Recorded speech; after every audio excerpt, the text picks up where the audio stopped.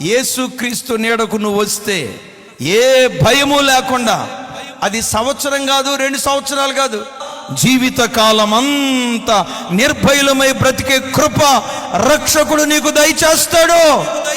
ఇంట్లో ఉన్నా లేకున్నా, ఆమేన్, డబ్బు ఉన్నా లేకున్నా నిర్భయంగా బ్రతికే కృప ఇస్తాడు. సార్, ఉద్యోగం ఉన్నా లేకపోయినా, వ్యాపారం ఉన్నా లేకపోయినా, ఆస్తి ఉన్నా లేకపోయినా, సార్ గవర్నమెంట్ ఉద్యోగం ఉన్నా లేకపోయినా, వ్యాపారం సరిగ్గా జరిగినా జరగకపోయినా, తినటానికి తిండున్నా లేకపోయినా, మీకులాగా బిర్యానీ లేకపోయి ఉండొచ్చు, కారపు మెతుకులు తిన్నా నిర్భయుడిగా బ్రతుకుతాడు సార్ యేసుక్రీస్తుని కలిగినటువంటి వాడు.